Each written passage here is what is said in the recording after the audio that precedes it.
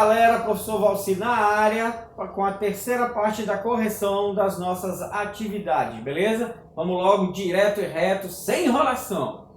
14ª questão.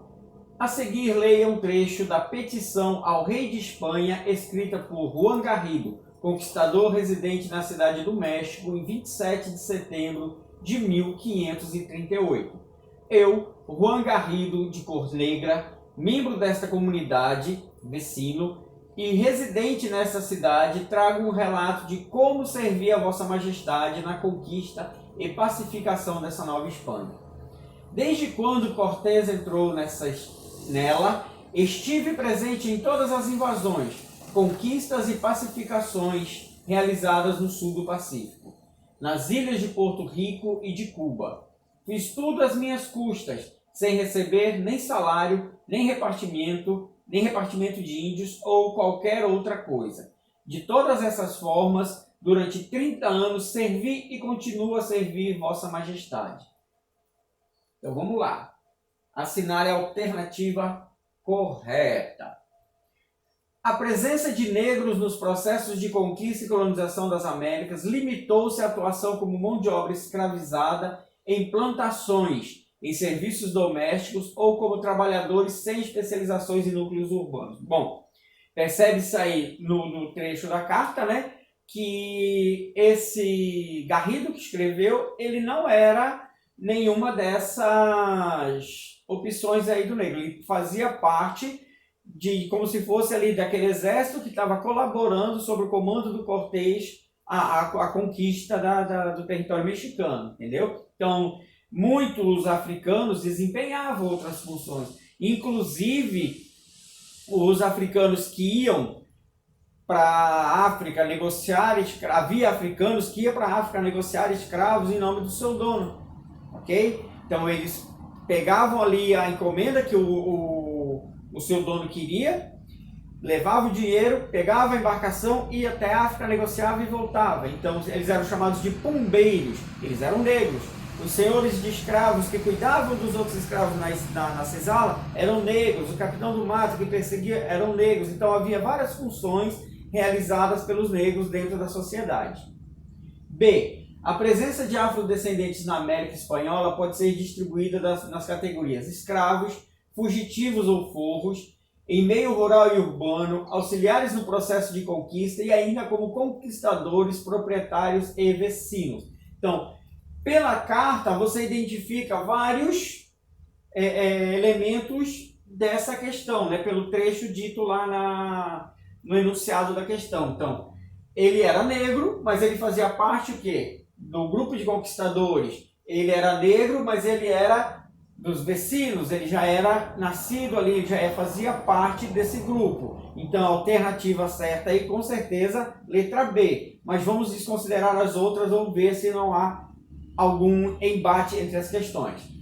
Letra C. A presença de negros nos exércitos de Cortés é um exemplo da ausência de critérios discriminatórios. Não havia essa ausência. Geralmente é óbvio que o branco era mais valorizado.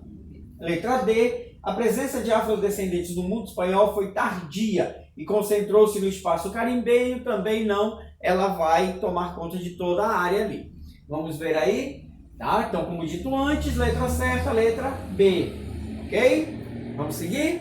15ª. O encontro entre o Velho e o Novo Mundo, que a descoberta de Colombo tornou possível, é de um tipo muito particular. É uma guerra ou a conquista. Como se dizia então? É um mistério e um mistério continua. O resultado do combate. Por que a vitória fulgurante se os habitantes da América eram tão superiores em números aos adversários e lutaram no próprio solo? Se nos limitarmos à conquista do México, a mais espetacular, já que a civilização mexicana é a mais brilhante do mundo pré-colombiano, como explicar que Cortés, liderando centenas de homens, tenha conseguido tomar o reino de Montezuma, que dispunha de centenas de milhares de guerreiros? No contexto da conquista, conforme a análise apresentada no texto, uma estratégia para superar as disparidades levantadas foi: letra A. Implantar as missões cristãs entre as comunidades submetidas. Não, logo de cara não. As comunidades cristãs elas vão vir, principalmente os jesuítas, mas já um período depois. Depois que os europeus já tinham imposto o seu domínio. B. Utilizar a superioridade física dos mercenários africanos? Também não. Os africanos vão chegar depois como mão de obra. Letra C. Explorar as rivalidades existentes entre os povos nativos? Aí sim, era comum naquele período as sociedades maiores escravizarem e dominarem as menores, o que criava essa rivalidade. Então, quando os espanhóis chegaram, eles observaram isso, eles observaram que não havia uma amizade entre as tribos, que havia sim uma disputa, e que aquelas tribos menores, que eram antes feitas de escravos, principalmente pelos astecas, né, já que nós estamos falando principalmente aí de México, eles usaram isso então contra as populações existentes. Eles fizeram amizades com várias tribos e aí eles foram aprendendo a se locomover pelos caminhos, a conhecer o território, e isso ajudou com que eles dominassem todo o território, fez com que eles dominassem todo o reino asteca. Ok? Aí a letra D, introduzir vetores para a disseminação de doenças epidêmicas. Não, eles não tiveram essa intenção. Apesar da doença ter sido um dos fatores que ajudou eles a dominarem, as doenças elas foram algo inesperado até mesmo para o europeu. O europeu não teve a intenção, vamos colocar esse grupo de gente doente aqui na frente para contaminar todos os indígenas. Não, não foi isso. Mas é óbvio que ajudou.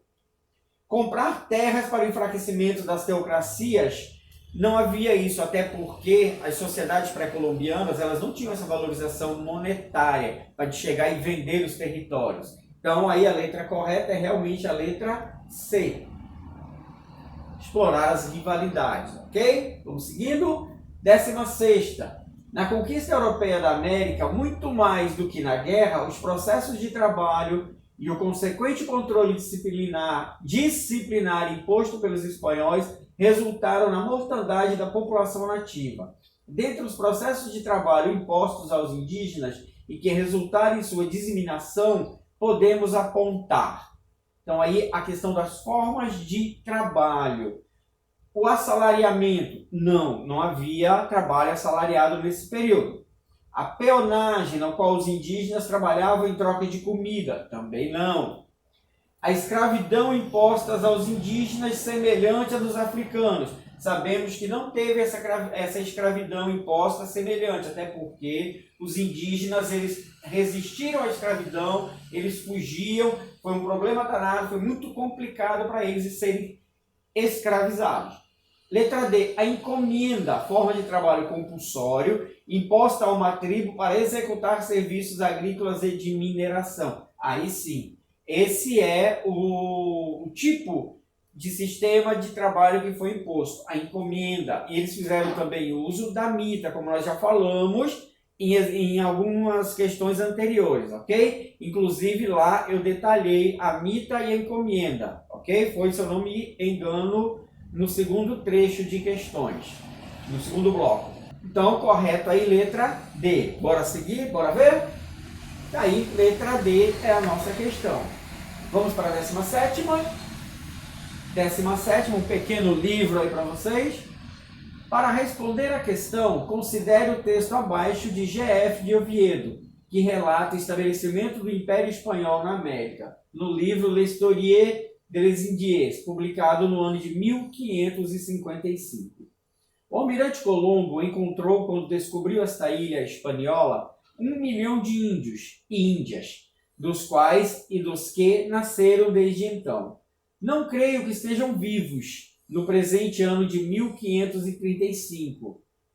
500, incluindo tanto crianças como adultos. Alguns fizeram esses índios trabalhar excessivamente. Outros não lhes deram nada para comer, como bem lhes convinha. Além disso, as pessoas dessa região são naturalmente tão inúteis, corruptas, de pouco trabalho, melancólicas, covardes, sujas, de má condição, mentirosas, sem constância e firmeza. Vários índios, por prazer e passatempo, deixavam-se morrer com veneno para não trabalhar. Outros se enforcavam pelas próprias mãos, e quando os outros tais doenças os atingiram, que em pouco tempo morreram. Quanto a mim, eu acreditaria antes que nosso Senhor permitiu, devido aos grandes, enormes e abomináveis pecados dessas pessoas selvagens, rústicas e animalescas, que fossem eliminadas e banidas da superfície terrestre. Veja aí o tamanho da discriminação, o tamanho do preconceito, né? Eles estão analisando toda a vida da sociedade indígena americana do olhar eurocêntrico.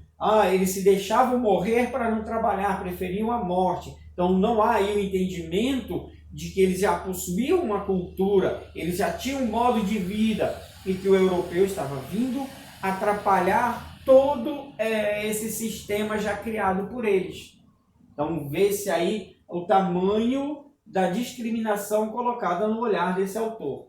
Considerando o contexto histórico, pode-se afirmar que o texto de Oviedo representa, e ainda tem uma questão, né? Lá no final, ele ainda diz assim que nosso Senhor permitiu que eles morressem, como se tê-los matado ou tê-los visto morrer em nome de Deus, em nome de um cristianismo, tivesse sido uma justificativa plausível para todas as mortes que ocorreram. Item A. O pensamento singular de um ideólogo extremista do absolutismo espanhol em oposição ao sistema real padroado e suas repercussões na América colonial. Nota-se que ele não está se opondo em nada ao absolutismo, pelo contrário, né? Ele fala muito bem em nome do rei, em nome do ser espanhol.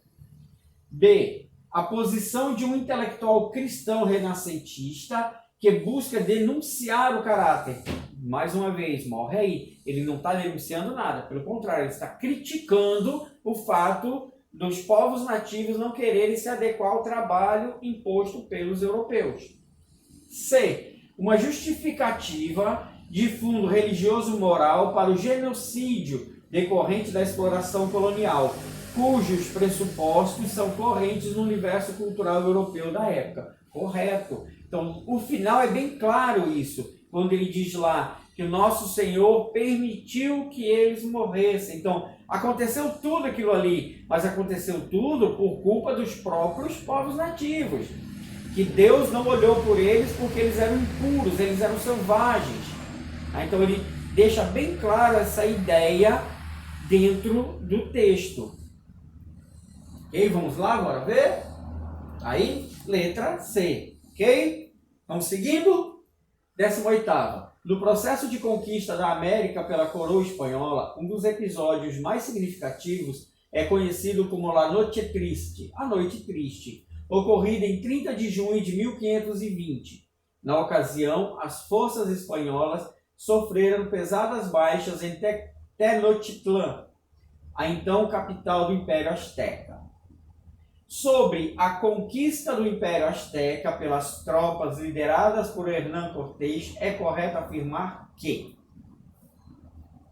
Nota-se que aqui comenta-se sobre a Noite Triste, quando os espanhóis sofreram uma derrota, mas o enunciado ele pede apenas o quê? Sobre a conquista do Império Azteca pelas tropas lideradas por Cortés, o correto é afirmar que... Letra A. A recepção inicialmente amistosa dos astecas para com os espanhóis e a aliança destes com outras tribos rivais daqueles foram fatores importantes para a vitória final de Cortés.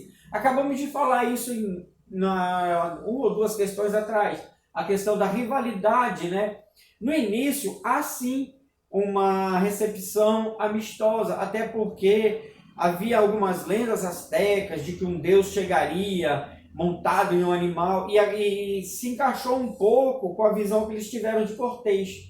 Uma pessoa de cor diferente deles, de barba, em cima de um cavalo. Eles nunca tinham visto um cavalo. Então, de início, eles meio que associaram a presença do Cortés a dessa lenda asteca, esse mito asteca. Então, no início, eles foram, sim, meio cordiais. E teve a aliança, é óbvio. Os espanhóis notaram que dezenas de tribos menores ao redor do Império Azteca não eram não aceitavam o tratamento imposto pelos astecas, e foi fácil então tê-los como aliados. Então a correta aí é a letra A, ok? Vamos seguir? 19.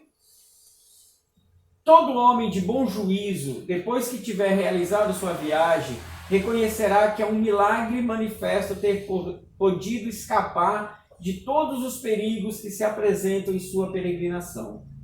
Tanto mais que há tantos outros acidentes que diariamente podem aí ocorrer, que seria coisa pavorosa aqueles que aí navegam, querer pô-los todos diante dos olhos quando querem empreender suas viagens. Então, você nota-se nesse texto aí um certo medo, né? Olha lá, todo homem de bom juízo, depois que realizar essa viagem, vai reconhecer que é um milagre ter podido escapar. Então, quem vai e volta, ele já coloca aí quase que de não querer ir de novo, né? Certo temor. Então, esse relato associado ao imaginário das viagens marítimas da época moderna expressa um sentimento de quê? De gosto pela aventura, fascínio pelo fantástico, temor do desconhecido, interesse pela natureza ou purgação dos pecados. É explícito que é o temor do desconhecido, o medo que eles têm. Havia muitas lendas, as serpentes marinhas, os monstros, as sereias. Em algum momento ainda muita gente acreditava no caso da Terra ser plana, de se cair no abismo. Ok? Bora conferir? Tá aí, letra C, temor do desconhecido. Chegamos então à nossa última questão, a nossa 20ª questão. O século XVI assistiu à transição da geografia fantástica para a da experiência. Os relatos de viagem que surgiram neste período, portanto, estão impregnados pela mudança na forma de ver e de descrever o mundo. O imaginário europeu quinhentista caracterizava-se pelo fantástico, pelo maravilhoso, pelo prodigioso, pelo monstruoso e etc. Esse imaginário aplicava-se ao remoto, ao distante, ao longínquo. Quanto maior o afastamento da Europa civilizada, maior também o maravilhoso. O imaginário europeu foi transplantado para o Novo Mundo. Os seres e lugares fantásticos que existiram na Ásia e na África também passaram a existir na América. Assinale as proposições considerando o contexto histórico e as questões a ele referentes abordadas no excerto. Então, nota-se que ele diz que muita coisa é transportada, né? Então, a gente percebe que na nossa mitologia ou no nosso folclore existem elementos, né? A Yara, a Mãe d'Água, são sereias, a própria questão das Amazonas, né? Então, isso não era uma coisa muito nossa, é uma coisa que veio um pouco da mitologia de outros continentes, principalmente trazendo alguns elementos da mitologia grega para cá, fazendo uma analogia aí com os nossos. Item 1. Os viajantes europeus do século XVI destacavam em seus relatos a produção de um olhar eurocêntrico sobre os continentes africano, asiático e americano. Item 2. O contexto abordado pelo autor refere-se à Idade Média. Aí já os escritores medievais, eles, em sua maioria pertencentes à Igreja Católica, escreviam histórias fantásticas sobre os lugares do mundo para além da Europa. Esses lugares e os personagens que neles habitavam quase sempre eram caracterizados como elementos do inferno, demônios e outros monstros fantásticos. Quarto, ao escrever os seres e lugares fantásticos que existiram na Ásia e na África, também passaram a existir na América, o autor refere-se ao fato de que as viagens no contexto da expansão marítima europeia acabaram também fortalecendo as relações culturais dos diferentes continentes. Haja vista que os viajantes não apenas levaram nativos americanos para a Europa, mas também traziam asiáticos e africanos para o Brasil. Então, aí seria o item 1, 2 e 3, 2 e 3, 1 e 3, 1, 2 e 4 ou todas as afirmativas. Vamos dar uma passada, jogo rápido aqui. O primeiro item aí está correto. Os seus relatos eles sempre tinham um olhar eurocêntrico. O civilizado é europeu, o restante não. O item 2, o contexto não está se referindo à Idade Média, pelo contrário, aí a maioria desses autores, eles já tentam relatar algo mais científico, mais racional, ok? Item 3, ao escrever a transição da geografia fantástica para o da experiência, o autor refere-se ao fato da ideia de uma geografia marcada por mapas ilustrados por monstros marinhos. Isso é real. Antes deles realmente conhecerem, a fazerem as travessias, nos desenhos criados ou imaginados pelos cartógrafos, haviam alguns desenhos onde no meio dos oceanos, grandes monstros, chegando ao final alguns abismos. Então isso está correto.